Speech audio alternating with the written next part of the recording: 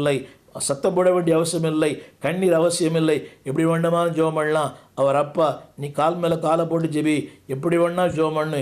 இல்லை அன்பானுடைய வசனம் சொல்கிறது, அன்பானுடைய வல்லவரை நோக்கி பலத்த சத்தத்தோடு கண்ணீரோடு விண்ணப்பம் பண்ணினார். அது மட்டுமல்ல அன்பானுடைய அதனுடைய பலன் என்ன? தேவன் அவருடைய கண்ணீரை கேட்டார். வேதம் சொல்கிறது, கேட்கப்பட்டு. என்னை கேட்டுக்கொண்டிருக்கிற அன்பு பிள்ளையே, ஒரு வேதனை, த டியர்ஸ் ஆஃப் சப்ளிகேஷன், உங்கள் ஜெபத்தில் அந்த கண்ணீர் இருக்கட்டும். திரும்ப சொல்லுகிறேன், அவர் மாம்சத்தின் நாட்களில் தன்னை மரணத்திலிருந்து ரட்சிக்க வல்லவரை நோக்கி பலத்த சத்தம்.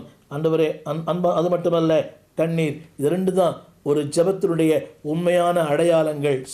பலத்த சத்தம், இரண்டாவது கண்ணீர். இன்றைக்கு மாறுபட்ட உபதேசங்கள், ஜெபத்தில் ஏன் கண்ணீர் விடுற, அவர் உயிரோடு இருக்கிறாரே, மரித்து போயிட்டாரா, எதுக்கு ஒய் ஒரு வேஸ்டிங் டியர்ஸ்? இல்லை அன்பானுள்ளே, ரட்சகர் இயேசு கண்ணீரோடும் பலத்த சத்தத்தோடும். எல்லாம் சொல்கிறாங்க, அவர் என்ன, அவர் மந்தமாக இருக்கிறாரா, செவிடா?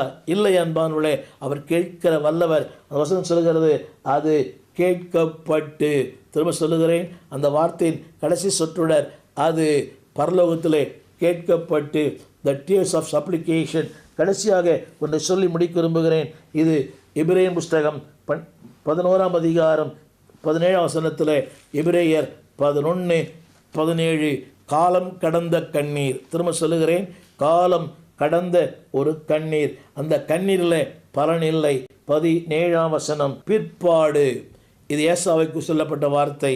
பிற்பாடு அவன் ஆசீர்வாதத்தை சுதந்திரித்து கொள்ள விரும்பியும் அன்பானுடைய ஆகாதவன் என்று தள்ளப்பட்டான். அது மட்டுமல்ல, அவன் கண்ணீர் விட்டான், கவலையோடு தேடியும் மனமாறுதலை காணாமற் போனான். காலம் தாழ்ந்த ஒரு கண்ணீர். என்னை கேட்டுக்கொண்டிருக்கிற அன்பு தேவ பிள்ளையே, இந்த நாட்களிலே இவரை வாசித்தோமே, இந்த நாட்களிலே தேவன் தந்த சுகம், தேவன் தந்த பலன், தேவன் தந்த வாழ்வே, இந்த நாளில் கண்ணீரோடு கூட நம்முடைய ஆசீர்வாதத்தை சுதந்திரிப்போம். இந்த நவீன உபதேசத்தில் கண்ணீர் அவசியமில்லை, கண்ணீர் தேவையில்லை. இல்லை என்பவர்களே, காலம் கடந்த கண்ணீர். இப்படி சொன்னால் உங்களுக்கு புரியும். இந்த கண்ணீர் ஒரு ஏமாற்றத்தின் கண்ணீர்.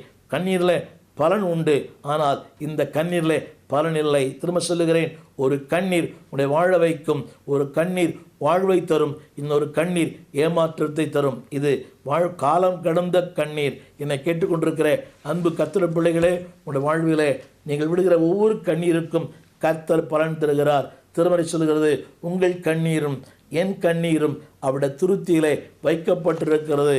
மாத்திரமல்ல, கடலின் ஓசையை விட உன்னுடைய கண்ணீரின் ஓசைக்கு அதிக சப்தம் உண்டு. தேவன் காரணமின்றி ஒரு